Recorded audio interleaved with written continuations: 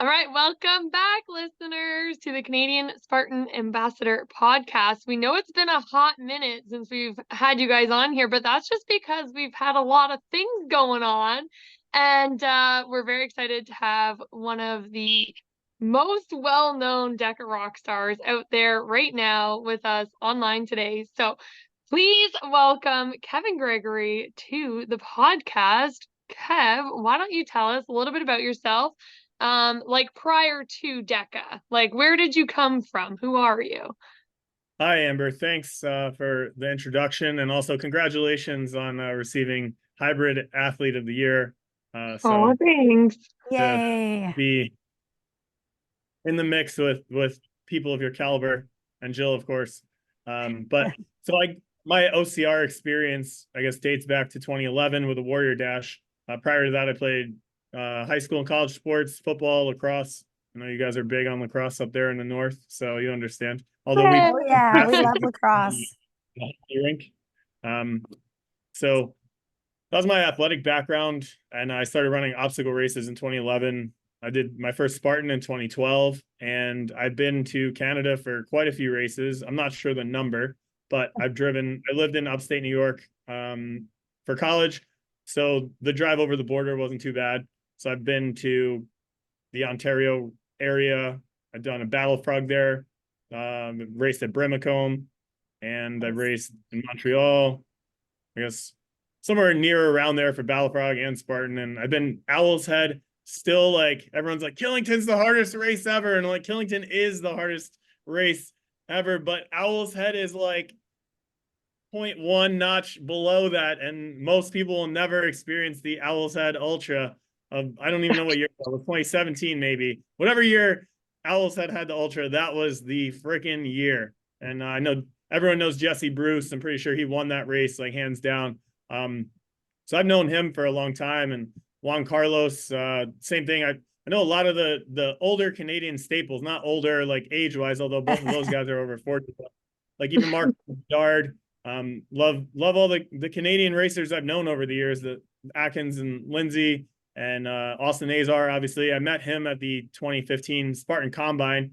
So our little group of Combine buddies, as we refer, we stay in touch. And we're always excited when one of us does something big, like Austin wins World's Toughest Mudder, or Bracken has a podcast, a couple podcasts, and Kevin Donahue just hit his 200th career Spartan podium. And I mean, the list is crazy. Kelly Sullivan's still racing everything every weekend and podiuming all the time. So just, I mean, that's not even everybody, but just a few quick things. And then they invented DEKA just for me as a bigger guy. It's been, I don't want to say an outcast, but when I take pictures with people and see them, I realize how much bigger I am than everybody else.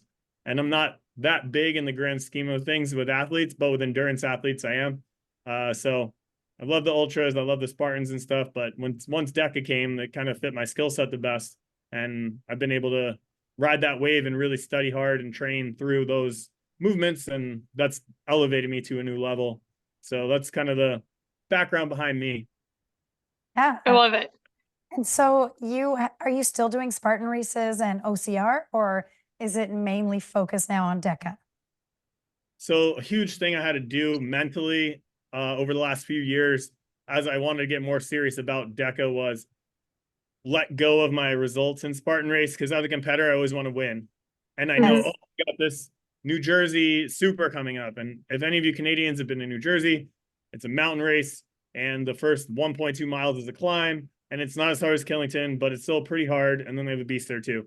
So leading up to that, I'm like, oh, I want to do well at the New Jersey Super. So I got to do a lot of mountain training and climbing and this and that. So I'll be on the treadmill at max vert and stair climber and all that.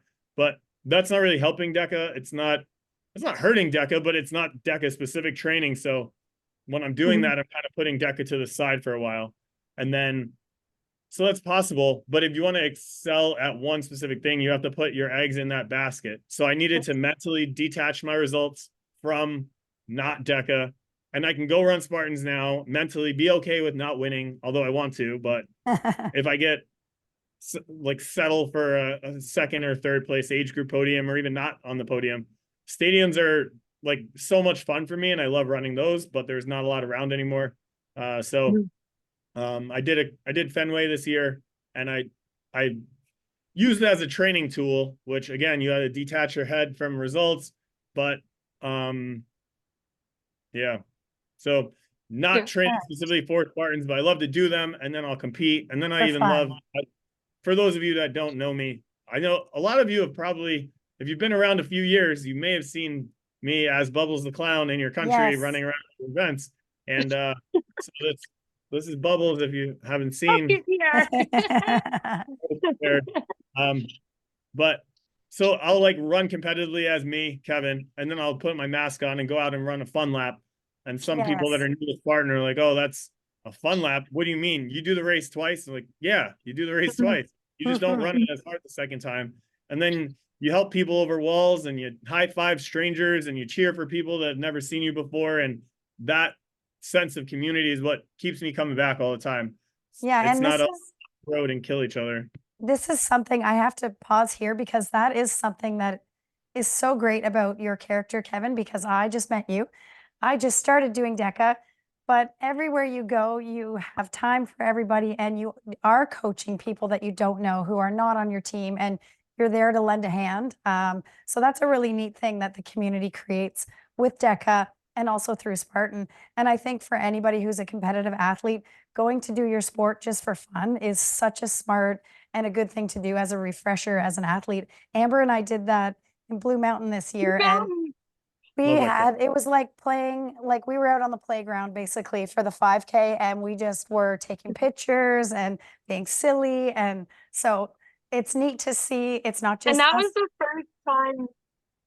That was the first time Connor Bell had done like a fun lap too. And he even said in conversation with me, or I might have been on a podcast, how refreshing it was to just like have a few hours to just enjoy your sport too at like a recreational level, because at the level Kev trains at, like it's not all like rainbows and butterflies. Like there's some grindy work that goes into performing at that level. So just going out and having fun is also a big part of like reminding us why we started, because none of us started and jumped right into elite. None of us here anyways. I'm sure there's athletes out there that did, and props to all of you, but that's not been any of our journeys. So I personally love taking a lap and remembering like this is fun, this is why we started. exactly. And I love that. So Kev, you have a lot of levels at your gym. So Underdog Fitness, tell us how that started. When did that start? So I used to work in a big box gym, and before that I was a strength and conditioning coach at university. The college I went to in upstate New York, Oneonta, and it's next to Cooperstown, which is where the Baseball Hall of Fame is. So I worked with athletes. I knew when I got into fitness, I want to work with athletes. And I found out working through the university ranks, unless you're working for a Division I program with a lot of money, you're going to be poor. And the love of the game thing wears out real thin when you got to pay the rent and you don't have any sleep because you got to work another job. And then you need to find a job that fits around the schedule of the athletes. So I loved helping those athletes, but it was constant juggling to try to figure out how to pay the bills. When I moved to Connecticut, because I met my beautiful wife, Jess, who's basically Amber's twin. I don't know if you've ever met her. You, Jess. Amber, you would understand Jess very well. And so I moved to Connecticut because I met Jess, and I was like, all right, I want to give this relationship a shot. I got a job at a big box gym working with general population clients. So the gym, great setup, especially for someone that's coming in not knowing anybody. I didn't have a network of people to pull in clients from. So someone would sign up for the gym and they'd give them a free half-hour training session with me. So I'd sit down with them, talk about their goals, take them on the floor, take them through a little workout, and then try to relate what they wanted to accomplish through what I can do for them and how I would get them to their goals, and et cetera. So I found a lot of pride helping people, but most of them wanted to lose weight, and lose weight arbitrarily number. The scale is the only measure of victory. And I'm like, I can definitely do that for you, but we're going to do that in a period of time. And then what? You're going to go back to your own devices and gain it back. And then I'll see you next season. Or you're like, that's pretty much the roller coaster in fitness. We all know that. So yes, what I really came to realize, or maybe I knew, and it kind of, how do I work with this population, is tie them to something other than just the scale. So I lean on what I know, and that's activities, sign up for things, whether it's a 5K or a Spartan race. Obviously, I want them to do what I'm doing because it's fun. And I'm like, I want to run a fun lap. They're like, you'll run the race with me? I'm like, absolutely. Yeah. I'm going to get there 3 hours early, race it for real. And then I'm going to come back, find you in the parking lot, and I'll take you from your car to registration to the bathroom, to the starting line, through every single obstacle. You do your best. You can fail everything. I'll do some burpees with you. I'll wait for you. And then we'll get to the finish line. I'll jump the fire with you. We'll get a picture together, and great. So like I try to like feed all my people through that cycle. Some of them, I get them to like a local, like, whatever, terrain race, all these like low barrier to entry brands, but try to get them to Spartan because I knew the culture is going to just engulf them. And everybody has I can't do it because of this. I can't do it because of that. And you're around long enough. You're like, okay, this woman has a bad ankle. Well, guess what? When she sees this woman, Eileen, doing the race on wrist crutches because she has brittle bone disease and can't run, that's not going to make her little ankle feel too bad anymore. Yeah. And the perspective of seeing these athletes is crazy. Like, oh, I have a bad shoulder. All right, cool. This guy has one arm. So let me show you how he does. It's crazy. The Operation Enduring Warrior, the Oscar Mike, the Team Believe, the Team Eileen, like all these groups that are out there that don't run in elite, they're out in the open. So you put regular people in the open and they see this and they're like, oh my God, that's so inspiring. Yes, I know. This is what I surround myself with every single weekend. And that's how I put up with all this BS week to week with being in the gym too many hours, getting here too early and late and whatnot. So I don't know where we started this, but the culture of underdog. So I started a gym during COVID, underground training. It wasn't the name underground training. It was like COVID shut the world down. You're not allowed to get together, but people needed help. And I was running to get more exercise for myself to people's houses and running these secret workouts in people's backyards. And then days it would rain and I'm like, I should probably get a space. And that turned into opening a gym with a business partner. So we got things together. It wasn't Underdog. It was a different brand that he now has. And we did our thing separately under the same roof for a while with some other trainers that were also aspiring to help more people. And when we weren't legally allowed to do this. So hopefully this is through the limitations is save me by now. But I think so we're all past it. Yeah. So we were together for a year and then our business models were so different that we decided to split up. He kept that brand. I started over and I was like, all right, I need something. His colors were very black and white, literally. And I was like, I need something with more pop. And so Underdog Fitness was created based on a friend who made me a great cartoon picture of my dog, Finley. It's a Boston Terrier. And then we built it around there. I was like, oh, okay, we need a team name. We have a logo. We need a name. And then we were starting to brainstorm things. I'm like, I've always had an underdog mentality. I was never good enough to just step on the field and be the best. I had to work my butt off in all the sports I played. I was a walk-on in college as a freshman to my college team, tried out, made the team, and started my first game as a freshman. And I didn't even start as a senior in high school. I was like, okay, this is my shot. New group of people. I want to play. Talk to the coach. Like, what do I need to do to get on the field? And it was just make the team first. And then I made the team. All right, what do I need to do to get some playing time? All right, what do I need to do to start? And with field lacrosse, there's 3 defensemen, and that was my position. And we had 60 tryouts, and I don't even know how many defensemen. There were dozens. And I was like, I need to be the top 3. How do I get to that level? So that underdog mentality, I'm like, people have that. Like most people don't relate to, I'm a champion from the time I wake up in the morning and I'm going to go win whatever I do every day. Like those are the outliers. So success is not something you're born with. It's something that you train for, or you can learn into and grow into. And at least that's my experience and belief. I know there's outliers, but so that underdog mentality really allowed me to wrap my mindset around my athletes and even general population clients that I was still working with to get them into more stuff that wasn't just come to the gym to take a HIIT class, sweat out a bunch of last night's bad decisions, and then go back and do it again and repeat the cycle for the next 10, 15 years of their life and say they work out and they don't look the part. So that's how Underdog came to be. My other business partner and I didn't align on a lot of things. So when this came, I was like, I'm teaming up with myself and Jess, and because we align, that's how our marriage works. Yeah. We have things that we don't align on, but we understand strengths, weaknesses, and how to gel together. And we put a lot of work into us working together. So even though the gym's my thing, because she's a teacher, she understands how the gym works and she fits in perfectly. And that culture, as you can see, if you've ever met Jess at a DEKA event or a Spartan race, she embodies our whole brand. So like her heart and soul is the lifeblood of us. And I'm just the face usually. I was literally gonna say Kev is like the brawn behind the thing, but Jess is really like the heart and soul of their gym.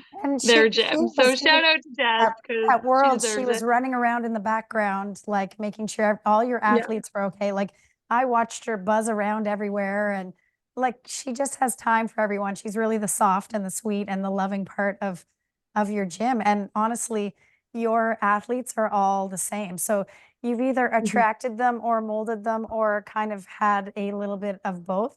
And then that extends out into the bigger community, which is DEKA and Spartan. But I would have to say that DEKA, maybe because it's in an enclosed room, is even more of a close-knit community. And it's not like a gate-kept close community where it's just a group of friends and it's literally, oh, you're here, you're part of it now kind of thing. So I think you're embodying that, Jess is, your team is, and then that just spreads around as well as Amber. Speaking of so World Championships happened 3 weeks ago. Was it 3 weeks ago? It still feels like it's going on, right? Yeah. So something like that. That's what it feels like. Actually, it was crazy. 19 days ago. And we competed, I think.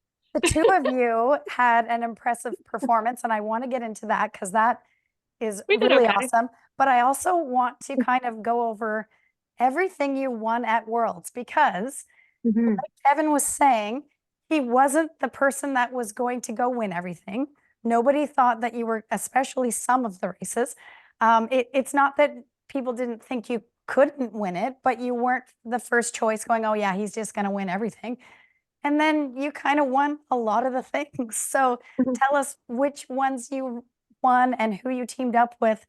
I mean, it's so many, but, and then we'll get into your race with Amber. How many titles did you take, Kev? Give us the numbers.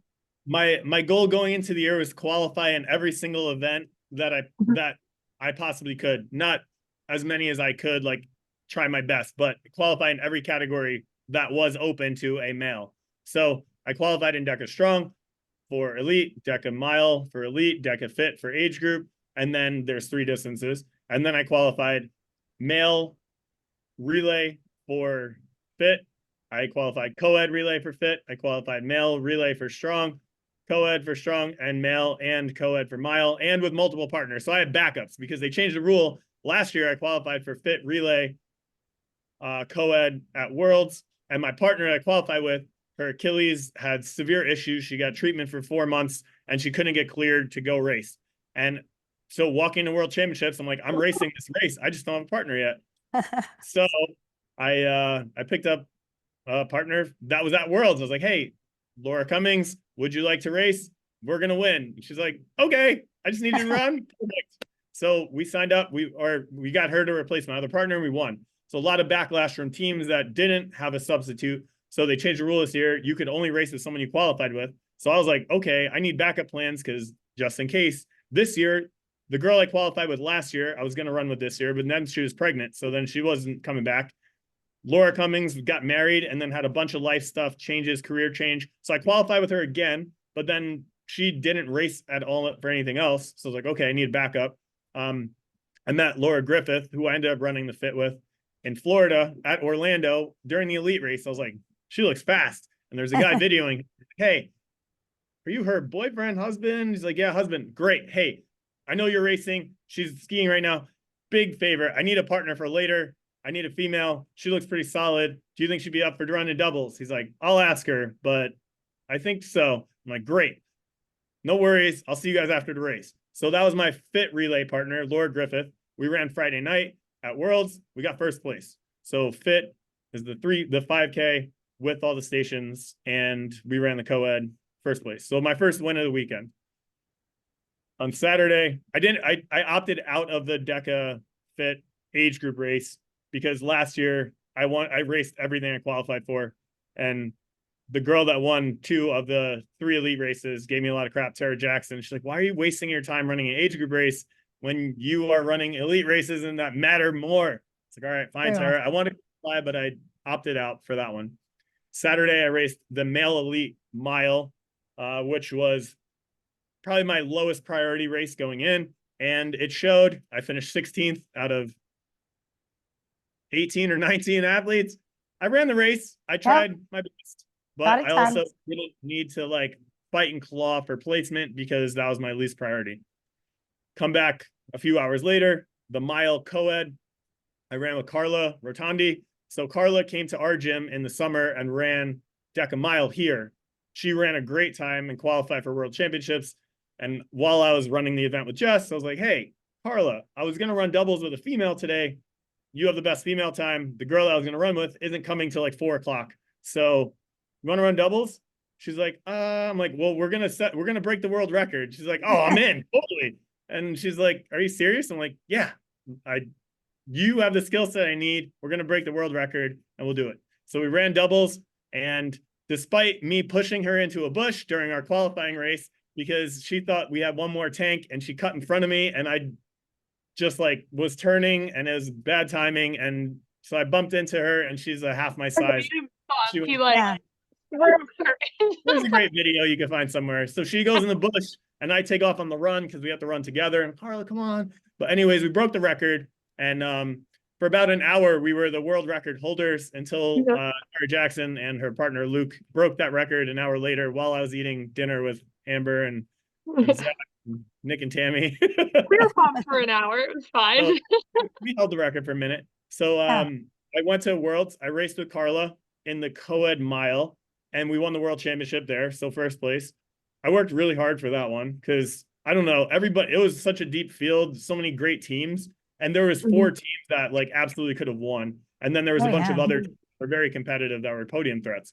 So that thing, like, we weren't even winning until after the bike, but that was the theme of the weekend. So now the challenging part was I had to cross the finish line with Carla and get my butt back to the starting line to race with Zach, Amber's husband. And unfortunately, I didn't have my A game, and that field was extremely deep as well. And Zach and I put up a 6th place finish, which all things considered was great.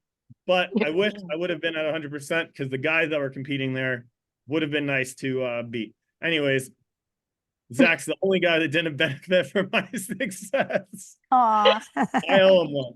He's a good Zach.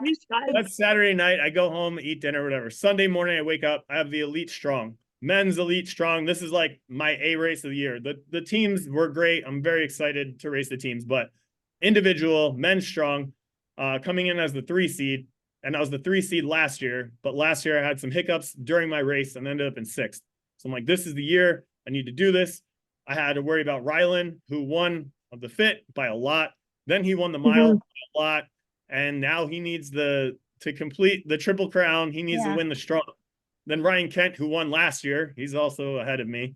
And he had a better qualifying time than me. Like, okay, I'm the 3 seed, but the 4 seed, 5 seed, 6 seed, 7 seed, all of them are very, very good at this. So there's 20 people competing, but very good depth at the top. So fortunately for me, I executed my plan to perfection and took the lead off the bike, and the crowd erupted like I've never felt, experienced, seen, heard anything. It felt like I was nuts. It was amazing. It was like the game-winning touchdown in the Super Bowl. The whole stadium erupts. Literally. Energy just took me through. I got the bike first. I finished the dead balls first. I finished the tank first. I finished the burpees first.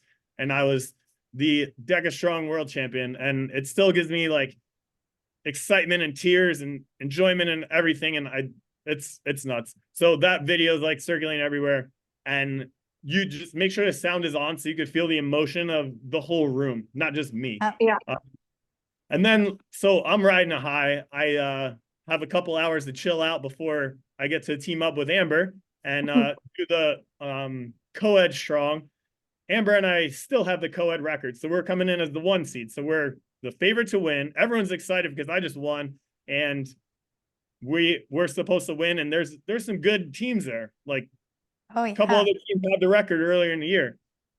So our race went do you want me to talk about our race first or finish the day and come back? Well, I want to point something out Yeah. because this is the race, the only race in Kevin's weekend that does not fit the theme, because I'm going to be honest, Kev, we had the lead well before the bike. Just saying. So I think we make for a good team is all I'm going to say. Anyways, you can take it from here. For sure. I Yeah. didn't win all my races at the bike. My Friday night race with Lauren, I think we won wire to wire, which is weird because I don't win races in the first 5 minutes. I'm not a like Prefontaine kind of racer. I'm a sit and kick kind of guy because my endurance doesn't work that way.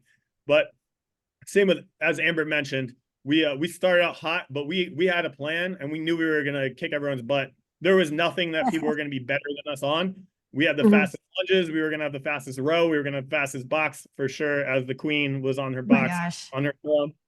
Fastest sit-ups, which she doesn't get enough credit for, is she's also the best sit-up person.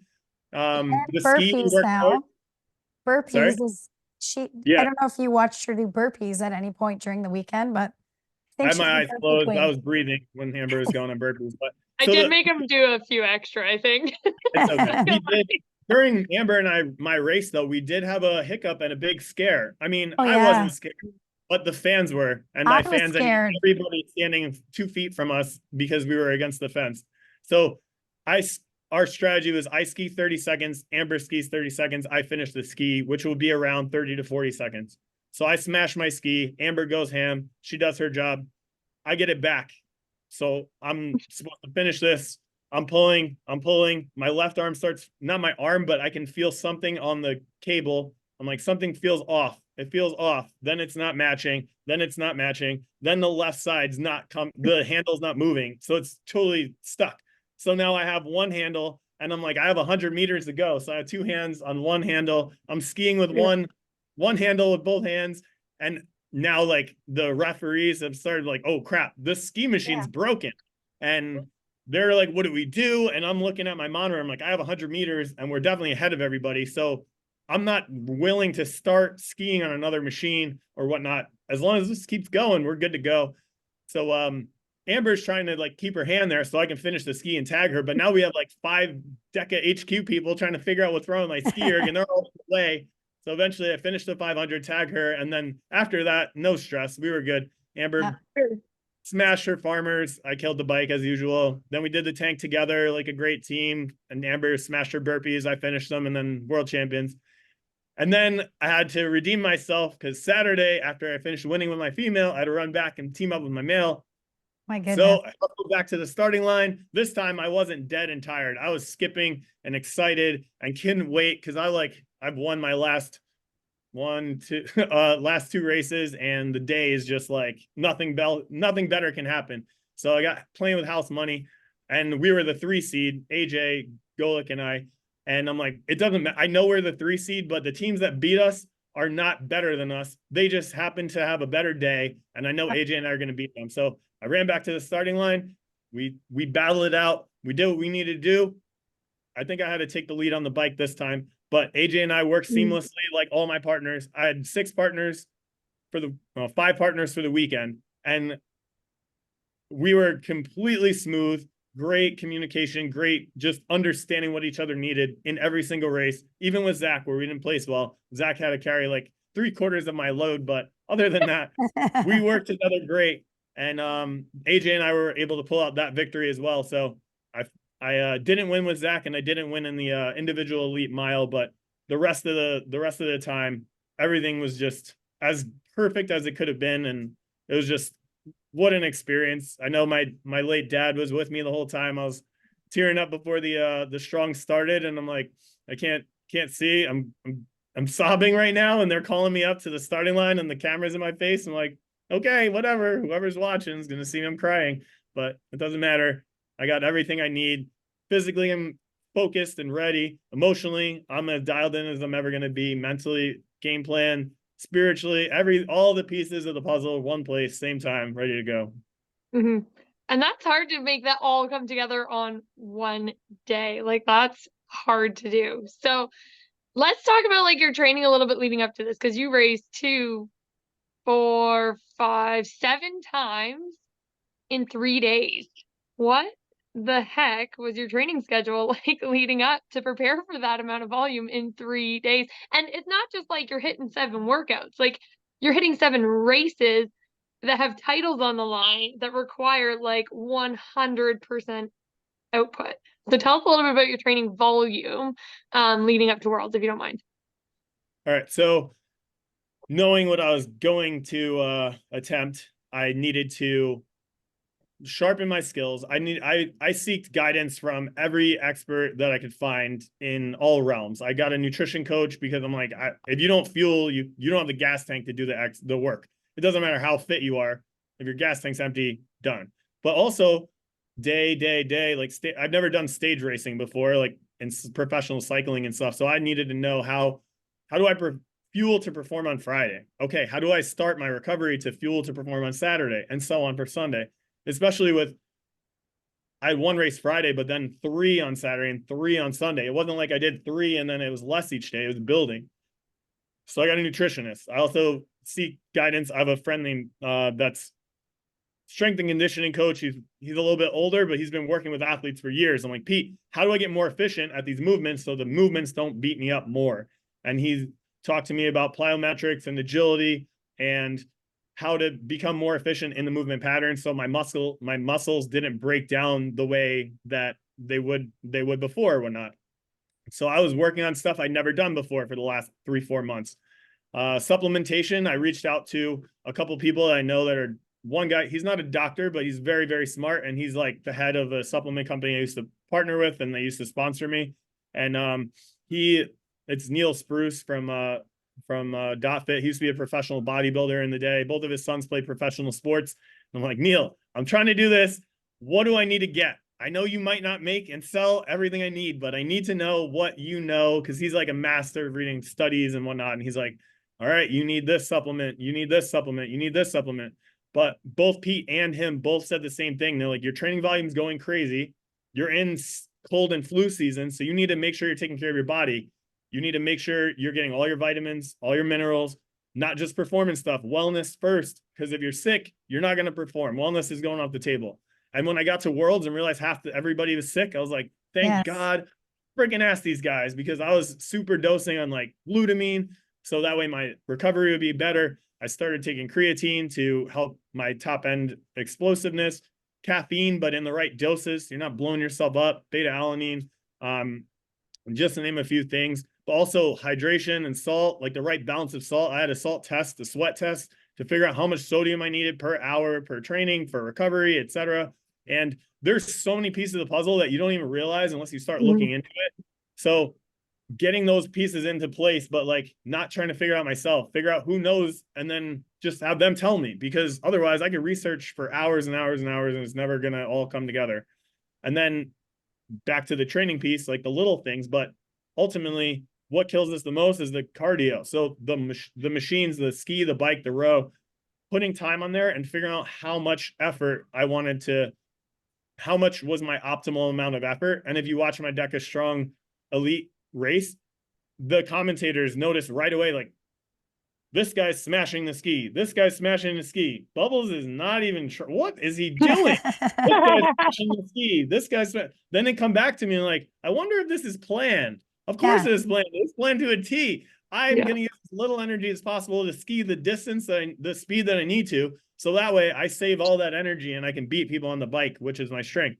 So a lot of pieces of the puzzle, but seeking out expert guidance in all these different areas that I knew I needed. Also, like maximizing sleep, taking naps when I could and fit them in on harder training days, and then simulating what I need to do on race day multiple times. So I went to Fenway Park, and I mentioned I raced there.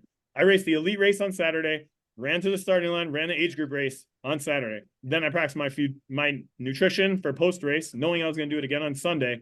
So then Sunday, showed up, ran elite, whole course, 100% effort, went back to the starting line, ran age group, full course, 100% effort, went back, took some food. My brother was visiting, and back to our like fun lap, blah, blah, blah, have fun at Spartan Race. All right, come on, Andy, let's do a fun lap. So after I ran 4 competitive races in 2 days, I'm like, all right, let me do a fun lap with you and do the course again.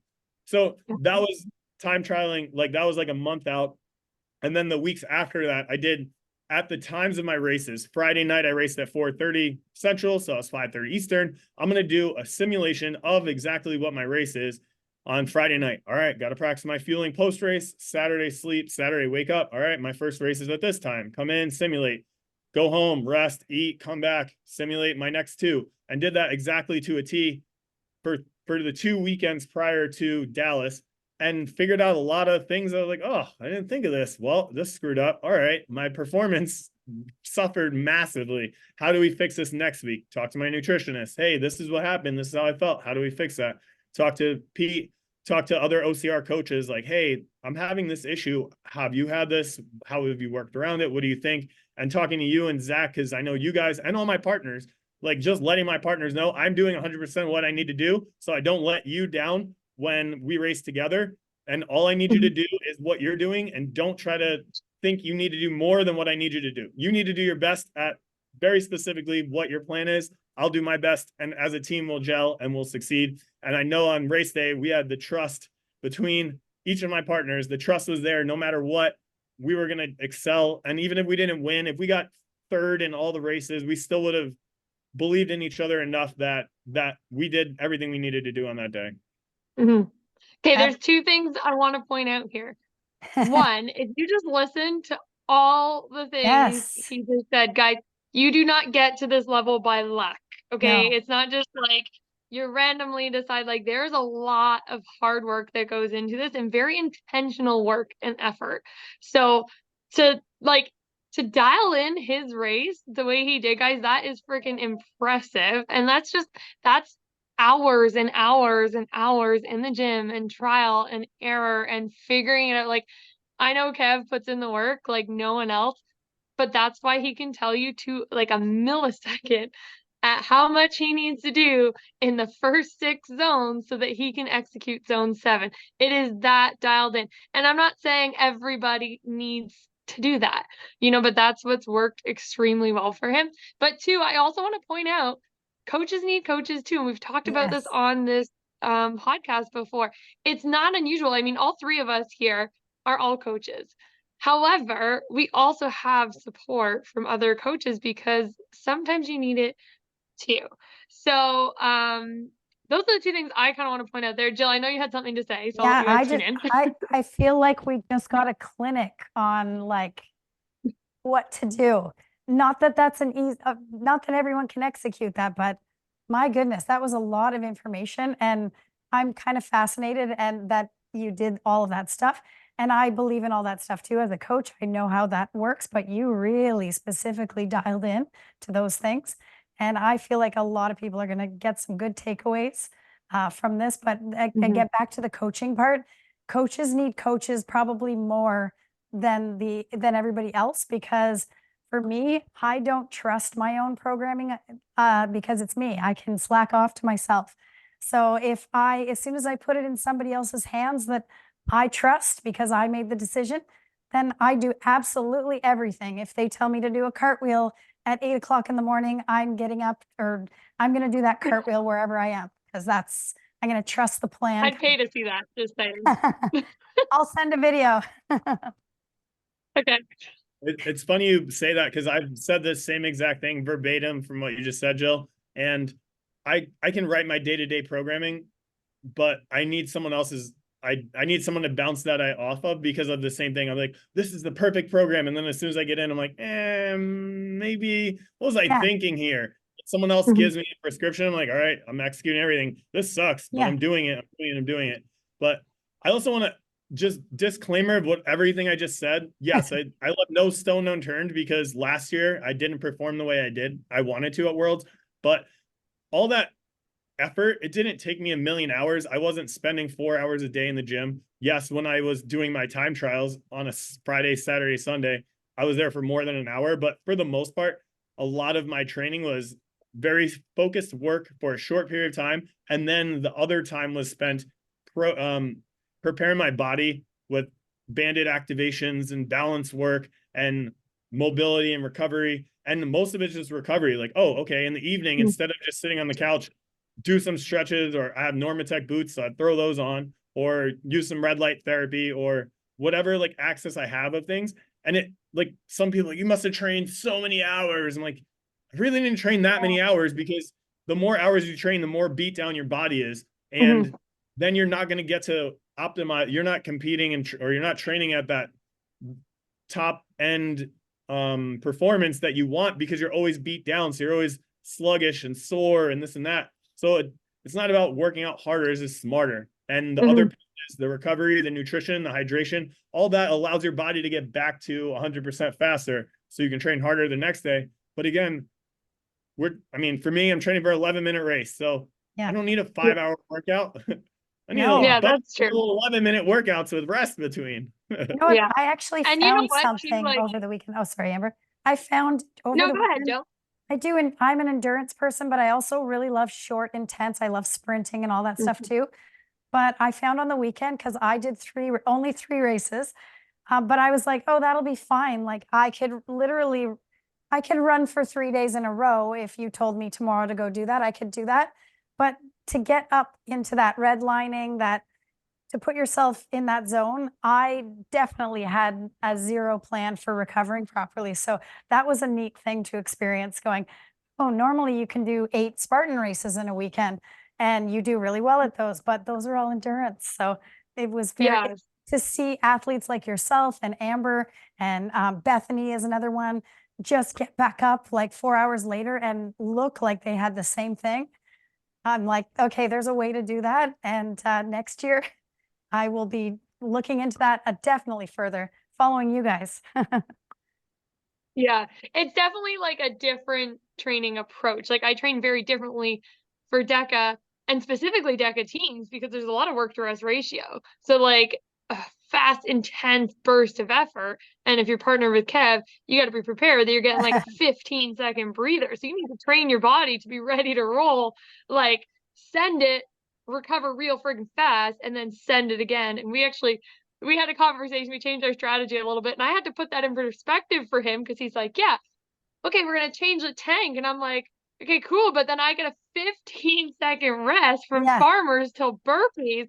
So like, I appreciate that, but like, yeah, we need to reconsider that. So we switched our strategy a little bit, just because he's so strong at his zones that it leaves very minimal recovery for the partner. But anyways, what I was going to say was, when Kevin and I were talking leading up to it, same thing. I just primarily focused on a lot of recovery going into Worlds, because in my mindset, like, there's no one workout in the last week and a half that's going to dramatically change my performance at that day that I'm gearing up for. So I think people just start to try and cram train, when really you need to just completely do the opposite. Like, you need to like trust the progress you've done, give your body time to absorb that and be ready, so that you can perform. And just, there's nothing you're going to do in that last week that's going to change it, unless you take the time and recover.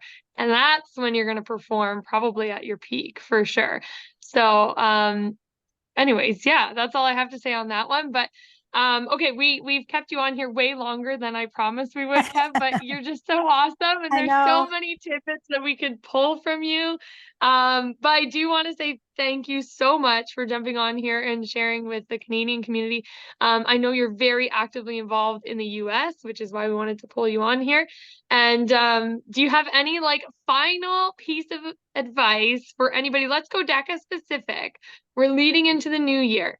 What would be your best piece of advice for anybody setting those new goals, those new intentions, and that for the year of 2024? All right, I got advice for 2 different types of people. Type 1, I've never done a DEKA, I'm thinking about it. Here's my advice. Go do one, because until you have a mark, you have no idea how good or bad you are. And regardless of that, don't worry about what the number is. You just have to get a mark on the board. My first ever DEKA was a 14:45. My current DEKA PR is a 10:48. Oh my gosh. I've learned a lot in that time. It's not going to take you 3.5 years to figure that shit out. Sorry, I cursed. It's okay. But so if you've never done one, get one. If you have done a DEKA, then stop racing the first half of the race. Learn how to pace yourself. It's going to hurt at the end regardless. But if you can delay the onset of you feeling like you're dying, your time's going to be much better. And I've raced both ways. I've tried gunning it from the gate and finishing, and I've fallen off the box in Canada, actually, at Amber's event last year, trying to beat Ryan Kent's record. And I got back up and I pushed even harder. And then I finished the whole race and I didn't lose time on falling down, but my time was 20 seconds worse than it was prior to doing, actually probably 30 seconds worse when I tried to race from the beginning versus the end. I think I ran 11:45 or something at Amber's gym when I fell out the box going as fast as I can from go. And my PR at the time was 11:11, which I paced, pushed the second half. So think of how much pain you want to endure. Yeah. Let that delay the start of the pain as long as you can, and then you'll have a better time and it won't hurt as much, and you'll feel a lot better after because you won't be on the ground for a half hour when you're done. I mean, you might be anyways, but it's fine. Maybe 20 minutes instead of 30. Yeah. Anyways, okay, those are your words of advice from your current world champion, guys. Don't take that lightly. Seriously, pace the front half. If you can, race the back half. And I bet you guys are all going to be smashing some PRs in the next year. So again, thanks so much, Kev, for being on here with us today. I'm sure it won't be the last time. We might have to bring you back because I feel like we could have dived so much deeper into like way more of this. Massive congrats on all your success. And I'm so excited to see what you're going to do in 2024 because God only knows what you've got planned. So. There's new categories this year. I can't wait to take those too. Oh God, he's going to race 10 times instead of 7. Here we go. Why not? Why not? Thanks, guys.